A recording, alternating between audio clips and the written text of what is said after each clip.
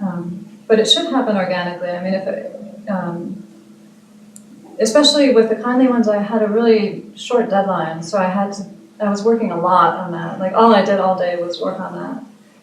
And that helped a little bit because it helped me sort of inhabit the narrator more. Because I wasn't even going out, I was just staying home translating. And so it was easier for me to get into him that way, I think, just like concentrating on that. This one, you gave me a much nicer deadline. So I didn't feel quite as rushed with it. How long did it take you? I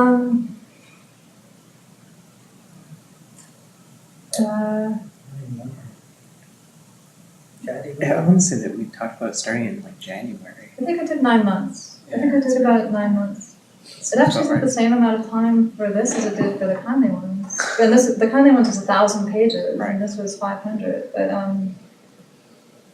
yeah, I think maybe a little less, like 8 or 9 months.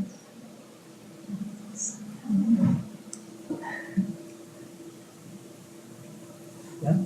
You had mentioned that the book is in about 24 chapters, and I was wondering how you bridge the chapters without losing the stream of consciousness. The chapters end without a period, and then they begin in lowercase. So they're actually sort of, I mean, I think he just wanted to do that to make it be like the structure of the Iliad, but he didn't really have to have the chapter breaks. I mean, it could just keep going without stopping. So they don't seem like chapters. There are chapter breaks.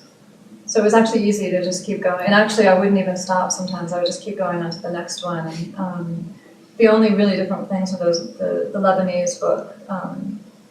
And that I actually found hard to do with the periods, because I was already so caught up in the sentence that when I got to the part where it was this other author with the short sentences, I sort of resented it. I didn't like doing it at all. I wanted to get right back to the sentence after that. It feels right to say it's one sentence rather than no sentence.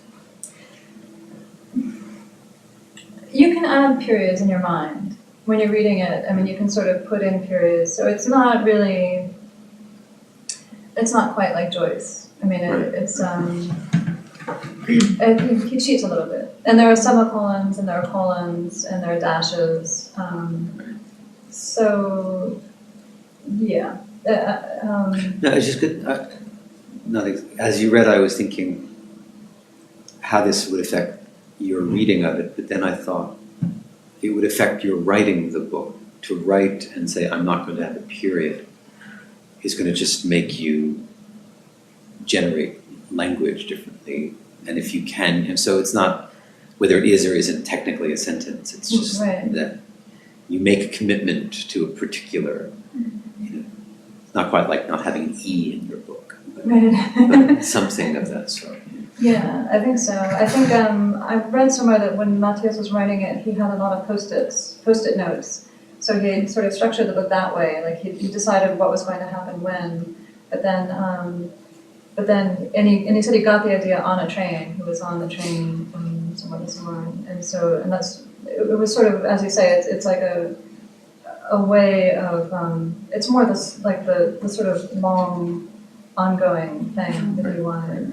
But you can sort of posit sentences in your mind as you're reading it. What about the period at the end? Does it feel? That feels like the end of the sentence. Yeah, it does.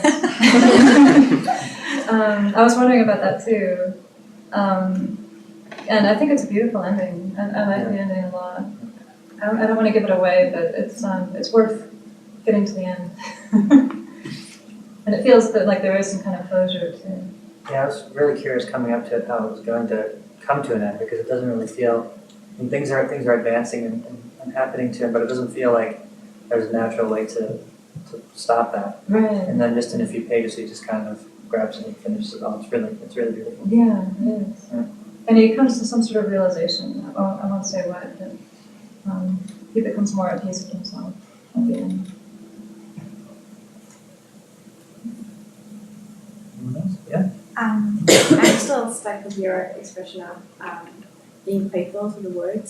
And I was wondering that when you said that you also want to be kind of faithful to the author and make it sound like the actual author, and not like all of your works sound like you, but the narrative is kind of the same. So where's the link for you in being faithful to the words and at the same time to the author? Do you have like a strategy? And because you said like you work with pretending that the author's dead. So how does that link then? Mostly I just try to, at first I just try to be as literal as possible when I'm translating. I mean, I just try to translate what's on the page, and I don't try to worry about whatever else is going on. So with the kindly ones, I tried not to do any research on the war as I was translating it.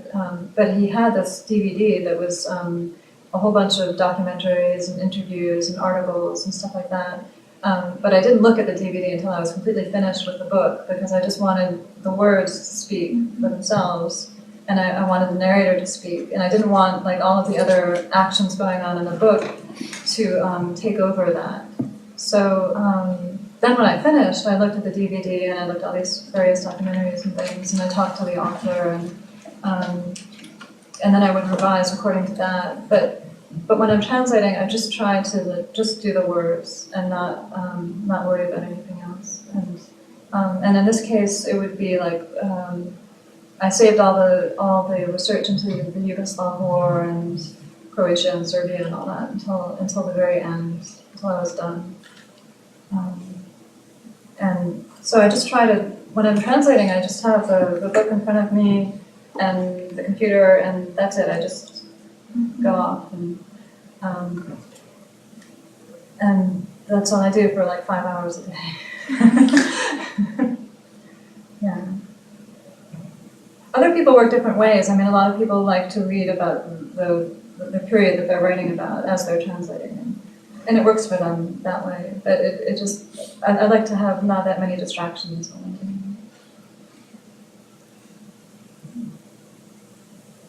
it. Okay. Does the author see excerpts of your translation as it goes, or is it all at the end? No, it was all at the end. I think Jonathan Littell wanted to see some excerpts as I was doing it, and I didn't want him to see anything. So he saw that first 15-page sample, Yeah.